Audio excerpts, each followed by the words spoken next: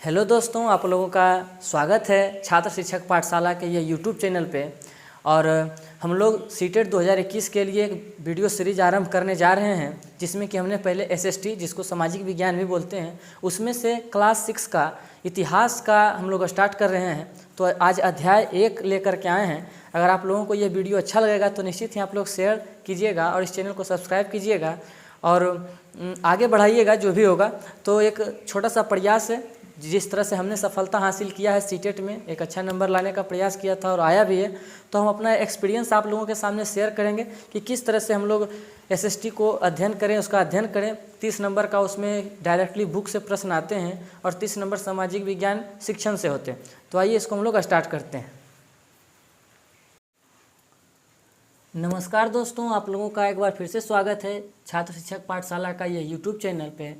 और आज हम सामाजिक विज्ञान से इतिहास चैप्टर करने वाले हैं क्लास 6 का, जो कि सीटेट के हिसाब से बहुत ही इम्पोर्टेंट होगा। हमने जिस तरह से तैयारी किया था और इसी तरह से हमने क्वालिफाई भी किया था और अच्छा नंबर भी गेन किए थे इसमें।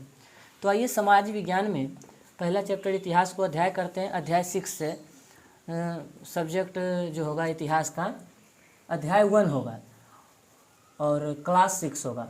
इसमें दिया गया है कि क्या, कब, कहाँ और कैसे। तो चैप्टर तो बहुत बड़ा हो जाएगा, जो भी इम्पोर्टेंट चीज़ होगा हम लोग उसके बारे में जानकारी ग्रहण करेंगे। यहाँ देखिए, एक रसीदा नाम की लड़की के बारे में अब बताया जा रहा है कि रसीदा बैठी अखबार पढ़ रही थी, अचानक उसकी निगाह एक सूखी सुर्खी पर पड़ती है।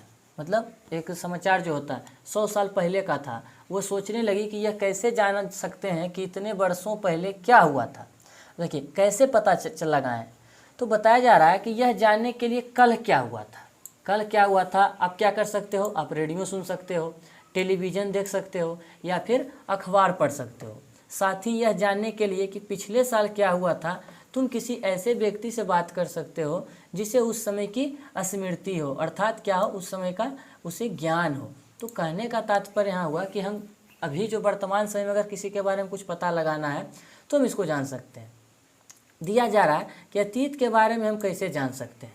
तो अतीत के बारे में हमें जानने के लिए क्या करना होगा, आइए इसको पढ़ते हैं। कहता है कि अतीत के बारे में हम कुछ जान सकते हैं, जैसे लोग क्या खाते थे, कैसे कपड़े पहनते थे, किस तरह के घरों में रहते थे। तो हम आखेटक, देखिए सीटेट में बहुत बार प्रश्न पूछा है कि आखेटक किसे बोला जाता है, तो आखेटक शिकारी को बोला जाता है। ठीक, बोला जा रहा है कि पशुपालक, कृषक, शासक, व्यापारियों, पुरोहितों, शिल्पकारों, कलाकारों, संगीतकारों या फिर मनोवैज्ञानिकों के जीवन के बारे में जानकारियां हासिल कर सकते हैं। यही नहीं, हम यह भी पता कर सकते हैं कि उस समय बच्चे कौन से खेल खेलते थे, कौन सी कहानियां सुना करते थे और कौन से नाटक देखा करते थे या फिर कौन कौन से गीत गाते थे। तो कैसे जान सकते हैं इसको, बताया जा रहा है कि लोग कहाँ रहते थे उस समय का लोग। तो नर्मदा नदी के बारे में बताया जा रहा है कि नर्मदा नदी के बारे में आप लोग पता लगाइए। और देखिए क्या इसके बारे में बताया जा रहा है कि कई लाख वर्ष पहले से लोग इसी नदी के तट पर रह रहे हैं। किस नदी के तट पे, नर्मदा नदी। तो ये इतिहास से संबंधित बहुत इंपॉर्टेंट प्रश्न यहाँ पे हो सकता है कि नर्मदा नदी का जो किनारा है या फिर उसका तट है, वहाँ पे लोग रह रहे थे। कहा जा रहा है कि यहाँ रहने वाले आरंभिक लोगों में से कुछ कुशल क्या थे, संग्राहक थे। मतलब वो जमा करता थे, वो सभी चीज़ों को जमा करते थे, जो आसपास के जंगलों की विशाल संपदा से क्या थे, परिचित थे और अपने भोजन के लिए जड़, फल तथा जंगलों के अन्य उत्पादों का यहीं से संग्रह किया करते थे। और वे जानवरों का आखेट, पहले हमने बता रखा है कि सीटेट में बहुत बार प्रश्न पूछा जा चुका है कि आखेटक क्या होता था या आखेट का मतलब क्या होता है, तो उसको हम लोग शिकार बोलते हैं। अब बताया जा रहा है कि अब तुम उत्तर पश्चिम की सुलेमान और किरथर पहाड़ी, देखिए ये भी प्रश्न बहुत बार पूछा गया है कि उत्तर पश्चिम में सुलेमान और किरथर पहाड़ी है। तो इसको भी आप लोग हाईलाइट कर सकते हो और इसको यहाँ पे नोट कर सकते हो। आगे दिया जा रहा है कि इसी क्षेत्र में, मतलब ये सुलेमान और किरथर पहाड़ी के जो क्षेत्र थे, इसी के क्षेत्र में कुछ ऐसे स्थान हैं जहाँ लगभग 8000 वर्ष पूर्व, 8000 वर्ष पूर्व क्या था भाई, तो स्त्री पुरुषों ने सबसे पहले गेहूं तथा जौ जैसी फसलों को उपजाना आरंभ किया था। तो ये प्रश्न बार बार पूछा जा सकता है कि आप लोग बताइए सीटेट में कि कितने हजार वर्ष पहले गेहूं तथा जौ फसलों का उपजाया गया, तो 8000 वर्ष पूर्व। पूछेगा कौन सा स्थान था, तो सुलेमान और किरथर की पहाड़ियों के लगभग में। अब आगे आते हैं, कहता है जैसे कि उन्होंने भेड़, बकरी, गाय और बैल जैसे पशुओं को क्या किया, तो पालतू बनाना शुरू किया था। और ये लोग गांव में रहते थे। ये भी प्रश्न पूछ सकता है कि ये लोग बस्ती, जंगल, शहर कहाँ रहते थे, तो ये लोग गांव में रहते थे। यहाँ से देखिए, अगर नॉर्मल हम लोग बात करें तो आरंभिक मानव के बारे में पूछेगा कि आरंभिक मानव लगभग 8000 वर्ष पहले, आप लोग याद रखिएगा कितने वर्ष, 8000 वर्ष पहले गेहूं तथा जौ जैसी फसलों को उपजाए थे। और सबसे पहले जो पशुओं को पालतू बनाना शुरू किया था तो भेड़, बकरी, गाय। और प्रश्न पूछता है अगर स्पेसिफिकली तो कुत्ता को बताया जाता है कि उन्होंने पहले पालतू बनाया था। एक और यहाँ देखिएगा, उत्तर पूर्व में गारो तथा मध्य भारत में विंध्य पहाड़ियाँ हैं। ठीक, याद रखिएगा दिशा में कि गारो तथा मध्य विंध्य पहाड़ी है। कुछ विंध्याचल पहाड़ी से संबंधित प्रश्न बार बार पूछे जाते हैं, तो आप लोग इसको यहाँ पे ध्यान में रखिएगा। कहा जा रहा है कुछ ऐसे क्षेत्र हैं जहाँ कृषि का विकास हुआ, जहाँ सबसे पहले चावल उपजाया गया, वह स्थान विंध्य के उत्तर में स्थित है। देखिए यहाँ पे इसको देखिएगा, विंध्य पहाड़ी देखिए यहाँ बताया जा रहा है। ये जो विंध्य पहाड़ी है, ये देखिए विंध्य पहाड़ी, और इसके अगल बगल देखिए सभी नदी को दर्शाया जा रहा है। तो आप लोग ध्यान से देखेंगे, थोड़ा सा इसको थोड़ा सा जूम कर लेते हैं। ये देखिए विंध्य पहाड़ी बताया जा रहा है। अभी हमने ऊपर में क्या पढ़ा, हमने ऊपर में पढ़ा कि कुछ ऐसे क्षेत्र थे जहाँ कृषि का विकास हुआ और जहाँ सबसे पहले चावल को उपजाया गया था। इसको थोड़ा सा हम लोग कलर चेंज कर लेते हैं, तब पता चलेगा। विंध्य पहाड़ी के बारे में यहाँ बताया गया। आगे बढ़ते हैं, आगे दिया जा रहा है, मानचित्र पर सिंधु तथा इसकी सहायक नदियों को पता लगाने के लिए बारे में बोला जा रहा है कि मानचित्र पर आप सिंधु और सहायक नदियों का पता लगाएं। तो सहायक नदी उसे कहते हैं जो एक बड़ी नदी के हिसाब से, मतलब जो एक बड़ी नदी होती है, जैसे उदाहरण में देखिए ये सिंधु नदी है। ठीक, ये सिंधु नदी है, ये सिंधु नदी है। और इसकी जो सहायक नदी हो जाएगी, सहायक नदी आप लोग देखिए झेलम हो जाएगा, चेनाब हो जाएगा, रावी हो जाएगी और सतलज नदी। ये 4 नदी। ब्यास नदी को भी हम लोग लेकर चलेंगे कि ब्यास नदी भी इसकी हो जाएगी। मतलब झेलम, चेनाब, रावी, सतलज और ब्यास नदी, ये 5 नदी जो कि सिंधु नदी की सहायक नदियों में से एक है। आइए आगे बढ़ते हैं। आप लोग थोड़ा सा ध्यान से देख ले जाइएगा ना कि उसमें कितना इम्पोर्टेंट प्रश्न आता है। कहा जा रहा है कि सहायक नदियाँ क्या होती है। सहायक नदियाँ उन्हें कहते हैं जो एक बड़ी नदी में मिल जाती है। मतलब सिंधु नदी एक बहुत बड़ी नदी थी, उसके अंदर 5 नदी थे, झेलम, चेनाब, रावी, सतलज और ब्यास नदी। बताया जा रहा है कि लगभग 4700 वर्ष पूर्व इन्हीं नदियों के किनारे, मतलब सिंधु नदी या उसके जो सहयोगी नदी थे उनके किनारे क्या हुआ था भाई, तो आरंभिक नगर फले फूले थे। गंगा व उसकी सहायक नदी के किनारे तथा समुद्र तटवर्ती इलाकों में नगरों का विकास लगभग 2500 वर्ष पूर्व हुआ। आप लोग इसको नोट कर सकते हो कि नगरों का विकास लगभग 2500 वर्ष पूर्व हुआ था। और कहाँ हुआ था, तो गंगा और इसकी सहायक नदियों के किनारे, जिसका कि एक उदाहरण अगर आप बिहार में देख सकते हो तो पटना भी है, गंगा नदी के किनारे यह बसा हुआ है। और ये जो साइड में दिए हुए रहता है, तो आप लोग इसको थोड़ा सा ध्यान से देखिएगा कि मानचित्र दक्षिण एशिया के अंतर्गत कौन कौन से देश आते हैं। तो दक्षिण एशिया के अंतर्गत आधुनिक भारत, पाकिस्तान, बांग्लादेश, नेपाल, भूटान और श्रीलंका और अफगानिस्तान, ईरान, चीन तथा म्यांमार आदि पड़ोसी देशों को दर्शाता है। और वहीं दक्षिण एशिया के बारे में एक और बात बताया जा रहा है कि दक्षिण एशिया एक महाद्वीप से छोटा है, लेकिन विशालता तथा बाकी एशिया से समुद्रों, पहाड़ियों तथा पर्वतों से बटे होने के कारण इसे प्रायः उपमहाद्वीप भी कहा जाता है। यह प्रश्न भी बार बार पूछा जाता है। तो हम लोग क्या करते हैं कि पढ़ते समय तो ध्यान देते नहीं है, जो कि साइड में जो दिया हुआ रहता है तो हम लोग इस पर भी ध्यान लगाएंगे। तो आइए हम लोग आगे बढ़ते हैं। गंगा तथा इसकी सहायक नदी जो कि सोन नदी है, बताया जा रहा है कि इसका पता लगाना है। गंगा के दक्षिण में इन नदी के आसपास का क्षेत्र प्राचीन काल में मगध, जिसको कि कहा गया था मौर्य वंश, यहीं से स्टार्ट हुआ था। तो मगध जो कि वर्तमान बिहार के नाम से जाना जाता है, इसके शासक बहुत शक्तिशाली थे और उन्होंने एक विशाल राज्य स्थापित किया था। देखिए याद रखिएगा, मगध जो वर्तमान बिहार के नाम से जाना जाता था और इसके शासक बहुत शक्तिशाली थे और उन्होंने एक विशाल राज्य स्थापित किया था। चलिए आगे बढ़ते हैं। लोगों ने सदैव उपमहाद्वीप के एक हिस्से से दूसरे हिस्से तक की यात्रा की। लोग व्यापार करते थे तो व्यापार के लिए उन्हें आना जाना पड़ता था, तो लोग क्या करते थे, यात्रा करते थे। बताया जा रहा है कि कभी कभी हिमालय जैसे ऊंचे पर्वत, पहाड़ी, रेगिस्तान, नदी तथा समुद्रों के कारण क्या होता था, यात्रा जोखिम भरी होती थी। मतलब बहुत समय लग जाता था, लोगों की जान चली जाती थी। फिर भी ये यात्रा उनके लिए असंभव नहीं था। अतः कभी लोग काम की तलाश में तो कभी प्राकृतिक आपदाओं के कारण एक स्थान से दूसरे स्थान जाया करते थे। कभी कभी सेनाएं दूसरे क्षेत्रों पर विजय हासिल करने के लिए जाती थी। इसके अतिरिक्त व्यापारी कभी काफिले में तो कभी जहाज में भी जाते थे। मूल्यवान वस्तुएं लेकर लोग एक स्थान से दूसरे स्थान तक जाते थे। देखिए याद रखिएगा, मूल्यवान वस्तुएं लेकर लोग एक स्थान से दूसरे स्थान तक जाते थे। धार्मिक गुरु का यहाँ वर्णन दिया गया है कि धार्मिक गुरु जो होते थे, धार्मिक गुरु लोगों को शिक्षा और सलाह देते हुए एक गांव से दूसरे गांव, एक कस्बे से दूसरे कस्बे जाया करते थे। वही यहाँ पे बताया जा रहा है। तो शिक्षा के लिए, रोजगार के लिए, व्यापार के लिए और रोचक स्थानों को खोजने की चाह में उत्सुकता बस भी लोग यात्रा किया करते थे। तो वही यहाँ पे बताया जा रहा है।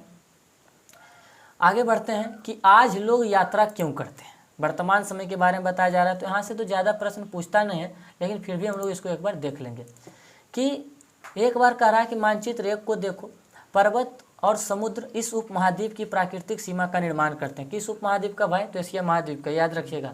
तो यहाँ पे ये इंपॉर्टेंट रखने वाली बात है, पहाड़ी, पर्वत और समुद्र इस उपमहाद्वीप की प्राकृतिक सीमा का निर्माण करते हैं। हालांकि लोगों के लिए इन सीमाओं को पार करना आसान नहीं था। जिन्होंने ऐसा चाहा वे ऐसा कर सके, वे पर्वतों की ऊंचाई को छू सके तथा गहरे समुद्रों को पार कर सके। उपमहाद्वीप के बाहर से भी कुछ लोग यहाँ आए और यहीं बस गए। लोगों के इस आवागमन ने हमारी सांस्कृतिक परंपराओं को समृद्ध किया। अब देखिए यहाँ पे दिया जा रहा है कि देश का नाम, मतलब देश का नाम जो क्या था, इंडिया था, तो कैसे पड़ा उसके बारे में बताया जा रहा है। यहाँ से भी इम्पोर्टेंट प्रश्न पूछे जाते हैं। तो हमने देश के लिए, अपने देश के लिए प्रायः क्या प्रयोग करते हैं, तो इंडिया करते हैं, भारत जैसे नामों का प्रयोग करते हैं। अब देखिए इंडिया शब्द कहाँ से निकला है, इंडस से निकला है, जिसे संस्कृत में क्या कहते हैं, तो सिंधु कहते हैं। और एटलस और ईरान का और यूनान का पता लगा, ये तो रहने दीजिए। यहाँ बताया जा रहा है कि लगभग 2500 वर्ष पूर्व उत्तर पश्चिम की ओर से आने वाले ईरानियों और यूनानियों ने सिंधु को हिंदोस अथवा इंदोस और इस नदी के पूर्व में स्थित भूमि प्रदेश को इंडिया कहा। देखिए याद रखिएगा, उस समय क्या होता था कि पहले तो हम लोग अंग्रेजी में इंडिया बोलते हैं और इंडिया शब्द जो है इंडस से निकला, जिसे संस्कृत में सिंधु कहा जाता है। तो बताया जा रहा है कि लगभग 2500 वर्ष पहले उत्तर पश्चिम से जो भी लोग आए थे, जिसमें ईरानी और यूनानी थे, वो उन्होंने सिंधु को हिंदोस कहा। मतलब उन्होंने अपने भाषा में सिंधु नदी को हिंदोस कहा अथवा इंदोस, हिंदोस अथवा इंदोस, ये उच्चारण से हुआ। और इस नदी के पूर्व में स्थित, मतलब इस नदी के पहले जो भी पूर्व, जो इस नदी का जो दिशा था, पूर्व दिशा में जो भी भूमि था, उस प्रदेश को क्या कहा इन्होंने, इंडिया कहा। तो यहाँ पे हम लोग हिंदुस्तान के बारे में जान लेते हैं कि भारत नाम का प्रयोग कैसे हुआ। तो उत्तर पश्चिम में रहने वाले लोगों के एक समूह के लिए किया जाता था भारत नाम का प्रयोग। मतलब उत्तर पश्चिम में जो लोग रहते थे उनके लिए किया जाता था ये। तो उसी के दृष्टिकोण से हम लोग को संस्कृत की आरंभिक लगभग 3500 वर्ष पुरानी, याद रखिएगा, ऋग्वेद में, मतलब इस भारत का जो वर्णन है कहाँ मिलता है, ऋग्वेद में मिलता है। प्रश्न यहाँ से पूछे गए हैं कि भारत का नाम जो भरत है वह किस वेद में इसका उल्लेख मिलता है, तो ऋग्वेद में। पूछा जाएगा कि ऋग्वेद कितना पुराना है, तो 3500 वर्ष पुराना है। अब देखिए यहाँ साइड में कुछ दिया हुआ है कि तार पत्रों से बनी पांडुलिपि का एक पृष्ठ। बोला जा रहा है कि यह पांडुलिपि लगभग 1000 वर्ष पहले लिखी गई थी। पांडुलिपि कहते किसे हैं, तो तार पत्रों पर पहले के ज़माने में लिखा गया पुस्तक, जिसका कि कोई छपैया उपैया का नामो निशान नहीं मिलता है, तो हम लोग उसे पांडुलिपि कहते हैं। हाथ से लिखा होता था तार पत्र पर। तो इसका एक उदाहरण दिया गया, यह देखिए पांडुलिपि का एक चित्र दिया गया है कि किस तरह का पांडुलिपि होता था। तो यही पांडुलिपि होता है। आप लोग इसको एक बार ध्यान से देख लीजिए, यह पांडुलिपि देख सकते हो आप यहाँ पे तार पत्र पर लिखी हुई। बोला जा रहा है कि यह पांडुलिपि लगभग 1000 वर्ष पहले लिखी गई थी। किताब बनाने के लिए तार के पत्तों को काटकर, देखिए तार के पत्तों को दिया है, तार के पत्तों को काटकर उनके अलग अलग हिस्सों को क्या किया जाता था, एक साथ बांध दिया जाता था। और यह बनता क्या था, तो भुर्ज पेड़ की छाल पर, भुर्ज नाम का एक पेड़ होता था, उसके छाल से इसको तैयार किया जाता था। चलिए आगे बढ़ते, दिया गया है यहाँ पे अतीत के बारे में कैसे जानें। तो अतीत के बारे में हम लोग जानेंगे कि अतीत की जानकारी हमें कई तरह से प्राप्त होते हैं, जिनमें से एक तरीका अतीत में लिखी गई पुस्तक, अतीत में जो पुस्तक लिखा जाता है उससे हमको जानकारी मिल जाता है। और ये पुस्तकें देखिए दिया हुआ है, अभी हमने बताया कि हाथ से लिखी होने के कारण इसे हम क्या कहते हैं, पांडुलिपि कहते हैं। और अंग्रेजी में पांडुलिपि को कहते हैं मैन्यूस्क्रिप्ट, याद रखिएगा, जो कि लैटिन शब्द मेनू से निकला है। यह भी प्रश्न पूछा गया बहुत बार, तो जिसका अर्थ हाथ से निकला। ये पांडुलिपियाँ प्रायः, जो ये पांडुलिपि होता था किस पर बनाया जाता था, तो प्रायः तारपत्र अथवा हिमालय क्षेत्र में उगने वाले भुर्ज नामक पेड़ की छाल से तैयार होता था। उम्मीद करता हूँ कि आप लोगों को समझ में आ रहा होगा। अगर आप लोगों को अच्छा लगे तो वीडियो को लाइक शेयर कीजिएगा। इस तरह से हम इतिहास, भूगोल और नागरिक शास्त्र का करवाएंगे और सीटेट के एग्जाम तक हम लोगों का लक्ष्य होगा कि 60 में से 60 नंबर लाया जाए, क्योंकि 30 नंबर तो बुक से होंगे और 30 नंबर सामाजिक विज्ञान से होंगे। और इसका प्रश्न भी हम लोग लाने का प्रयास करेंगे जो भी प्रीवियस ईयर पूछे गए हैं। आगे बढ़ते हैं, कहता है इतने वर्षों में इनमें से कई पांडुलिपियों को कीड़ों ने खा लिया तथा कुछ नष्ट कर दी गई, फिर भी ऐसी कई पांडुलिपियां आज भी उपलब्ध है। प्रायः ये पांडुलिपियां मंदिरों और विहारों में प्राप्त होती हैं। इन पुस्तकों में धार्मिक मान्यताओं के व्यवहारों, राजाओं के जीवन, औषधियाँ तथा विज्ञान आदि सभी प्रकार के विषयों की चर्चा मिलती है। मतलब बताया जा रहा है कि ये जो पांडुलिपि होता था इसमें हम लोग क्या क्या जानकारी मिलता है। तो ये पांडुलिपि मंदिर और विहार में प्राप्त हुई है, मतलब उस समय का जो धार्मिक केंद्र होता था या शिक्षा का केंद्र होता था उससे प्राप्त होता है। कहा गया कि इन पुस्तकों में किस चीज़ की जानकारी मिलती है, तो धार्मिक मान्यता व व्यवहार, राजाओं के जीवन और औषधि तथा विज्ञान, इन सभी प्रकार के विषयों की क्या मिलती है, चर्चा मिलती है इन पांडुलिपि में। और बताया जा रहा है कि इसके अतिरिक्त हमारे महाकाव्य, कविताएं तथा नाटक, इनमें से कई संस्कृत में लिखे हुए मिलते हैं, जबकि अन्य प्राकृत और तमिल में। तो मतलब पूछा जा सकता है कि पांडुलिपि किस किस भाषा में मिले हैं, तो संस्कृत, प्राकृत और तमिल। प्राकृत भाषा का प्रयोग कौन लोग करते थे, तो आम लोग करते थे। तो ये सभी बहुत इंपॉर्टेंट होते हैं, सब आप लोग ध्यान में रखिएगा। आगे बताया जा रहा है कि हम अभिलेखों का भी अध्ययन कर सकते हैं। देखिए अभिलेख के बारे में भी हम आपको बता दें, अभिलेख क्या होता था। अभिलेख एक पत्थर का होता था, पत्थर पर जो वहाँ के राजा होते थे इस तरह का होता था, ऐसे पत्थर पर बनाया जाता था और इस पर उकेड़ा जाता था, कुछ कुछ ऐसे करके उसको उकेड़ करके उसमें लिखा जाता था अभिलेख पे, और राजा उसमें अपनी उपलब्धि को दर्ज करते थे।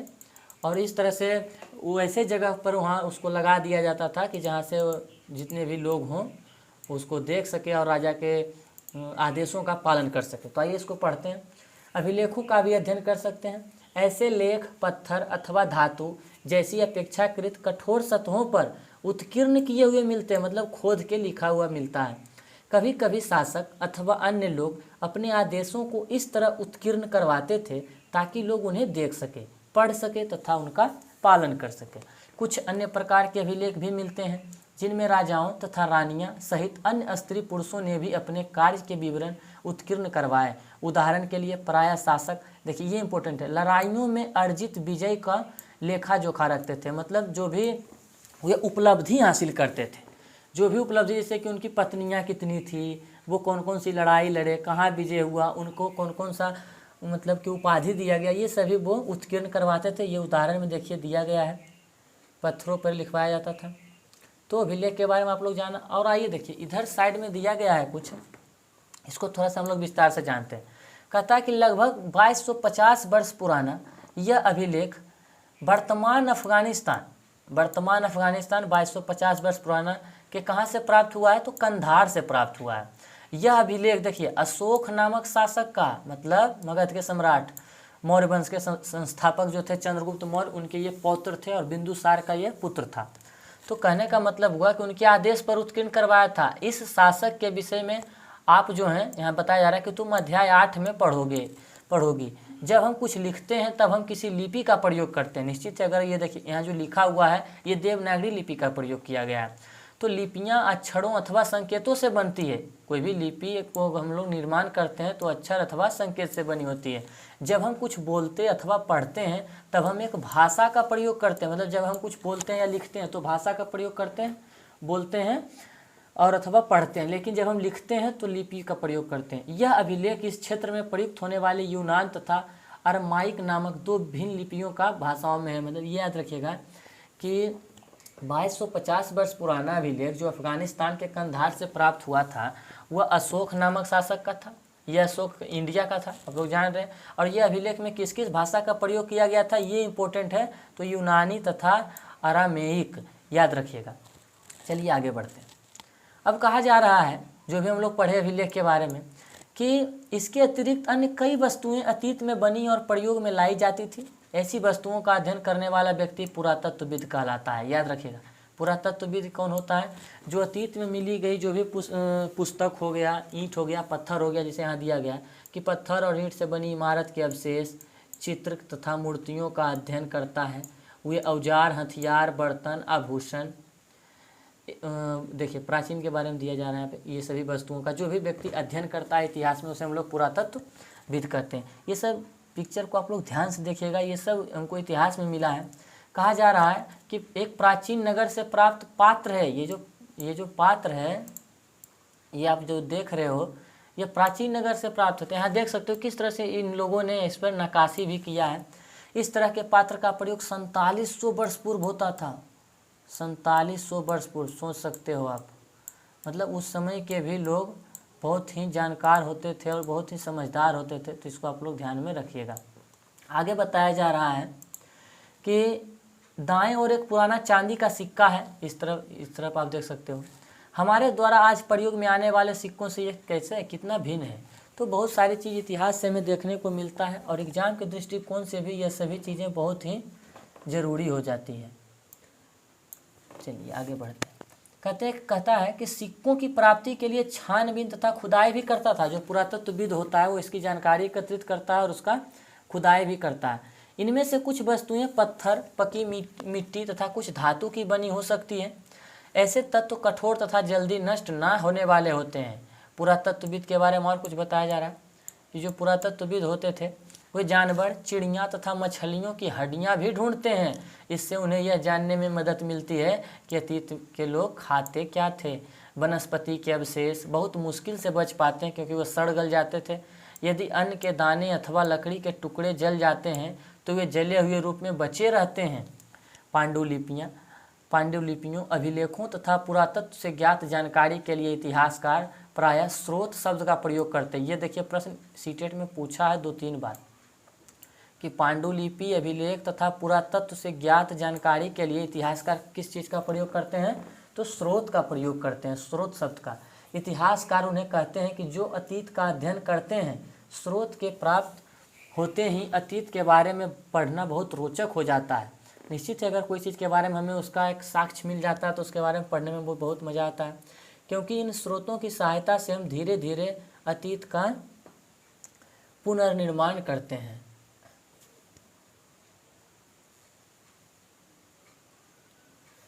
अब आगे बढ़ते हैं। बोला जा रहा है कि सहायता से हम अतीत का पुनर्निर्माण करते हैं। अतः इतिहासकार तथा पुरातत्वविद उन जासूसों की तरह हैं जो इन सभी स्रोतों का प्रयोग सुराग के रूप में करते हैं। अब बताया जा रहा है कि अतीत एक या अनेक। क्या तुमने इस पुस्तक के शीर्षक हमारे अतीत पर ध्यान दिया है? यहाँ अतीत शब्द का प्रयोग बहुवचन के रूप में किया गया है। ऐसा इस तथ्य की ओर ध्यान दिलाने के लिए बताया जा रहा है। अलग अलग समूहों के लोगों के लिए इस अतीत के अलग अलग मायने थे। उदाहरण के लिए अगर पशुपालक अथवा कृषक का जीवन राजाओं तथा रानी के जीवन से तथा व्यापारी का जीवन शिल्पकारों के जीवन से बहुत भिन्न था, जैसा कि हम आज देखते हैं, उसी समय भी देश के अलग अलग हिस्सों में लोग अलग अलग व्यवहारों और रीति रिवाजों का पालन करते थे। तो मतलब कहा जा रहा है कि भारत में उस समय भी बहुत सारी विविधताएं होती थी। उदाहरण के लिए बताया जा रहा है कि अंडमान द्वीप के अधिकांश लोग अपना भोजन मछलियां पकड़कर, शिकार करके तथा फल फूल के द्वारा प्राप्त करते थे। इसके विपरीत जो शहरों में रहने वाले लोग थे वे खाद्य आपूर्ति के लिए क्या करते थे? तो अन्य व्यक्तियों पर निर्भर करते थे। इसी तरह के भेद अतीत में भी विद्यमान मिलते हैं। मतलब आज जो हम लोग को देखने को मिलता है ये हमारे इतिहास से ही चला हुआ आ रहा है। अब बताया जा रहा है कि इसके अतिरिक्त एक अन्य तरह का भेद है। इसके अतिरिक्त बताया जा रहा है कि एक अन्य तरह का भेद है। उस समय शासक अपनी विजयों का लेखा जोखा रखते थे। यही कारण है कि हम उन शासकों तथा उनके द्वारा लड़ी जाने वाली लड़ाइयों के बारे में काफ़ी कुछ जानते हैं। जबकि बताया रहा कि शिकारी, मछुआरे, संग्राहक, कृषक अथवा पशुपालक जैसे आम आदमी प्रायः अपने कार्यों का लेखा जोखा नहीं रखते थे। देखिए बताया जा रहा है यहाँ पे कि जो राजा होते थे वो तो अभिलेख और पांडुलिपि लिखवाते थे, लेकिन जो उस समय के कामकाजी व्यक्ति होते थे, जो काम करते थे, मजदूर थे, पशुपालक थे, उन लोगों का लेखा जोखा हमें देखने को नहीं मिलता है। बताया जा रहा है कि पुरातत्व की सहायता से हमें उनके जीवन की जानने में मदद मिलती है। मतलब जो पुरातत्व वेद होते हैं, जो उनसे वस्तुएं मिलते हैं, जो ज़मीन की खुदाई में हमें जो स्रोत प्राप्त होते हैं, उसी के द्वारा हम उनके जीवन के बारे में जानते हैं। बाकी बताया जा रहा है कि हालांकि अभी इनके बारे में बहुत कुछ कहना मतलब नहीं जाना जा सका है जिसको कि हम लोग बता सकते हैं। आइए अब आगे आते हैं। तिथियों का मतलब कि आखिर तिथि क्या होता है। जैसे कि अभी हम इंडिया का बात करें तो इंडिया में प्राचीन समय में शक संवत होते थे और विक्रम संवत होते थे। उसके आधार पर ही हम लोग तिथियों का पता लगाते थे। लेकिन आइए इसमें क्या दिया जा रहा है। बताया जा रहा है कि अगर कोई तुमसे तिथि के विषय में पूछे तो तुम शायद उस दिन की तारीख, माह, वर्ष जैसे कि 2000 या इसी तरह का कोई और वर्ष बताओगी। वर्ष की गणना, थोड़ा सा इसको जूम कर लेते हैं तब आप लोग समझ में आएगा आप लोगों को। देखिए वर्ष की यह गणना ईसाई धर्म प्रवर्तक ईसा मसीह के जन्म की तिथि से की जाती है। जो आज हम लोग 2000 ईस्वी, 3000 ईस्वी, 4000 ईस्वी कहते हैं, तो जो ईसाई धर्म के प्रवर्तक थे ईसा मसीह, जिनका जन्म जेरूशलम में हुआ था, तो उन्हीं के जन्म से यह तिथि का निर्धारण किया गया है। अतः 2000 वर्ष कहने का तात्पर्य हुआ कि ईसा मसीह के जन्म के 2000 वर्ष के बाद, और ईसा मसीह के जन्म के पूर्व की सभी तिथियां को हम क्या कहते हैं, ईसा से पहले के रूप में माना जाता है। इस पुस्तक में हम 2000 को अपना आरंभिक बिंदु मानते हुए वर्तमान से पूर्व तिथियों का उल्लेख करेंगे। देखिए यहाँ पे हम आप लोगों को थोड़ा समझाने का प्रयास करते हैं कि आखिर ये क्या था ये कि अगर हम यहाँ पे एक लाइन खींचते हैं, ठीक, और यहाँ पे एक लाइन बताते हैं कि ये ईसा मसीह का जन्म को हम लोग क्या मान लें, 0 वर्ष मान लें। 0 वर्ष मान लेते हैं किनके, तो ईसा मसीह का जन्म, ईसा मसीह का जन्म को 0 वर्ष मान लेते हैं। और एक लाइन यहाँ ऐसे खींच देते हैं बात के मतलब, और एक यहाँ खींच देते हैं, ठीक। देखिए समझिएगा। अब अगर मानिए इस 700 ईस्वी है, ठीक, सॉरी 700 ईस्वी है, आप लोग देख लीजिएगा थोड़ा सा। ये 500, ये 600 ईस्वी मान के चलते हैं, ये 500 ईस्वी मान के चलते हैं, ठीक। और इधर मान के चलते हैं 2000 ईस्वी मान के चलते हैं, 2021 मान करके चलते हैं। चलिए डायरेक्ट ही आते हैं समझने पर, 2021। अब ये ईसा मसीह का जन्म हुआ तो इनके जन्म के बाद जो भी कहलाएगा वो ईस्वी कहलाएगा, ठीक। 2000 ईस्वी, 3000 ईस्वी, 2005 ईस्वी। और जो इनके जन्म से पहले जो भी घटनाएं घटी है तो 700 ईसा पूर्व, 600 ईसा पूर्व। तो कहने का तात्पर्य हुआ कि अगर हम इनके जन्म को 0 मान लें तो इनके जन्म से पहले ईसा पूर्व कहलाएगा तिथि, और इनके जन्म के बाद जो होगा वो ईसा ईस्वी कहलाएगा। चलिए आइए आगे बढ़ते हैं। बताया जा रहा है कि अंग्रेजी में BC, अभी हमने बताया अंग्रेजी में BC जिसको हम लोग बोलते हैं बिफोर क्राइस्ट, और हिंदी में इसको हम बोलते हैं ईसा पूर्व। इसका तात्पर्य है बिफोर क्राइस्ट और ईसा पूर्व होता है। कभी कभी तुम तिथियों से पहले AD, ये हिंदी में ईस्वी, इसको अंग्रेजी में AD, एनो डोमिनी इसका पूरा फुल फॉर्म होता है, ये लिखा जाता है। एनो डोमिनी नामक 2 लैटिन शब्दों से बना है और इसका तात्पर्य होता है ईसा मसीह के जन्म के वर्ष से। कभी कभी AD की जगह CE तथा BC की जगह BCE का प्रयोग होता है। CE अक्षरों का प्रयोग कॉमन एरा जिसको हम लोग बोलते हैं, तथा BCE का बिफोर कॉमन एरा बोल सकते हैं, इसके लिए प्रयोग होता है। तो हम इन शब्दों का प्रयोग इसलिए करते हैं क्योंकि विश्व के अधिकांश देशों में अब इस कैलेंडर का प्रयोग सामान्य हो गया है। भारत में देखिए बताया जा रहा है कि भारत में तिथियों के रूप में इसका प्रयोग लगभग 200 वर्ष पूर्व आरंभ हुआ था। ये बहुत इंपॉर्टेंट है, आप लोग याद रखिएगा कि भारत में तिथियों के रूप में इसका प्रयोग कब से होने लगा था, तो 200 वर्ष पहले होने लगा था। आइए आगे बढ़ते हैं। अब बताया जा रहा है यहाँ कुछ अन्यत्र के बारे में कि इसे आप लोग देख सकते हो। जैसा हमने पहले पढ़ा, अभिलेख कठोर सतहों पर उत्कीर्ण करवाए जाते थे। इनमें से कई अभिलेख कई सौ वर्ष पूर्व लिखे गए थे। सभी अभिलेखों में लिपियों का भाषाओं का प्रयोग हुआ है। समय के साथ साथ अभिलेखों में प्रयुक्त भाषाओं तथा लिपियों में बहुत बदलाव आ चुका है। विद्वान यह कैसे जान पाते हैं कि क्या लिखा था? इसका पता अज्ञात लिपि का अर्थ निकालने के लिए एक प्रक्रिया द्वारा लगाया जा सकता है। तो इस प्रकार से अज्ञात लिपि को जानने के लिए एक प्रसिद्ध कहानी उत्तरी अफ्रीकी देश मिस्र से निकलती है। लगभग 5000 वर्ष पूर्व यहाँ राजा रानी रहते थे। मतलब इस अभिलेख से आप लोगों को बताया जा रहा है कि उत्तरी अफ्रीकी देश मिस्र से वहाँ 5000 वर्ष पूर्व में राजा रानी रहते थे। उसका यह कहानी बताया जा रहा है इस अभिलेख के द्वारा, जिसमें बताया जा रहा है कि मिस्र के उत्तरी तट पर रोसेटा नाम का एक कस्बा था। ये सब इम्पोर्टेंट है। रोसेटा पूछेगा मिस्र के किस जगह पे है। यहाँ से एक ऐसा उत्कीर्णित पत्थर मिला जिस पर एक ही लेख तीन भिन्न भिन्न भाषा तथा लिपि यूनानी तथा मिस्र लिपि के 2 प्रकार में है। कुछ विद्वान यूनानी भाषा पढ़ सकते थे। उन्होंने बताया कि यहाँ राजाओं तथा रानियों के नाम एक छोटे से फ्रेम में दिखाए गए हैं। इसे कारतूस कहा जाता है।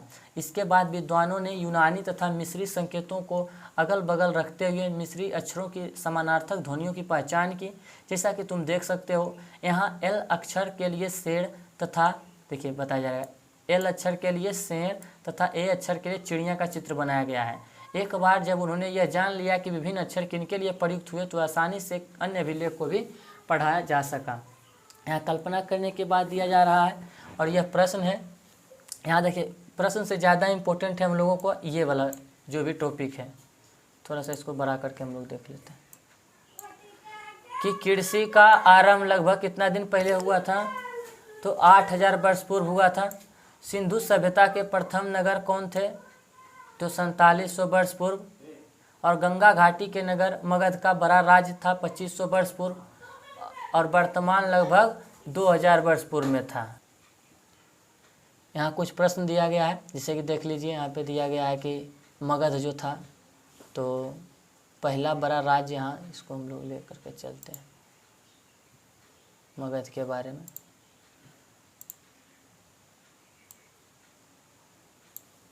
वहीं बात करें लगभग 2500 वर्ष पूर्व के नगर में सिंधु तथा इसकी सहायक नदियाँ, नहीं, पहला बड़ा राज्य नहीं होगा। यहाँ 1 मिनट थोड़ा सा, तो यहाँ पे देख सकते हो नर्मदा घाटी के जो आखेटक होते थे संग्रहण करते थे। मगध पहला बड़ा राज्य था और गारो पहाड़ियाँ जो था प्रथम नगर था, और सिंधु तथा इसकी सहायक नदियाँ के सामने जो प्रथम नगर का निर्माण हुआ, और गंगा घाटी लगभग 2500 वर्ष पूर्व के नगर का निर्माण गंगा घाटी के लगभग में हुआ था। और यहाँ बताया जा रहा है कि पांडुलिपि तथा अभिलेख में अंतर। तो पांडुलिपि जो होते थे वो पेड़ के छाल पे लिखे जाते थे, पेड़ की छाल पे लिखे जाते थे, आप लोग देख लीजिएगा। और अभिलेख जो होता था पत्थर पे उकेड़ा जाता था, पत्थर पे इसको उकेड़ा जाता था। तो दोस्तों इस तरह से हम लोग ने अध्याय 1 का वीडियो किया और चर्चा के बारे में कुछ दिया गया है। तो अगर आप लोगों को वीडियो यह अच्छा लगा होगा तो निश्चित ही इसे आप लोग शेयर कीजिएगा। और हम लोग जो अगला चैप्टर होगा, आप लोग यहाँ देख सकते हो कि हम लोग अगला चैप्टर फिर हम लोग लेकर के आएंगे। इस तरह से इस पर चर्चा किया जाएगा। अध्याय 2 का आखेट खाद्य संग्रह और जो भोजन उत्पादन तक। तो अगर वीडियो अच्छा लगा हो तो इसको लाइक कीजिएगा, शेयर कीजिएगा। जब तक के लिए मैं पुष्पराज कुमार आप लोगों से विदा लेता हूं, और निश्चित ही सीटेट में हम लोग अच्छा नंबर गेन करेंगे। तो दोस्तों आज के लिए बस इतना ही, मिलते हैं अगले वीडियो में। जब तक के लिए धन्यवाद। और अगर आप इस चैनल पर नए हो तो इसको सब्सक्राइब कीजिएगा और इसे शेयर कीजिएगा। धन्यवाद।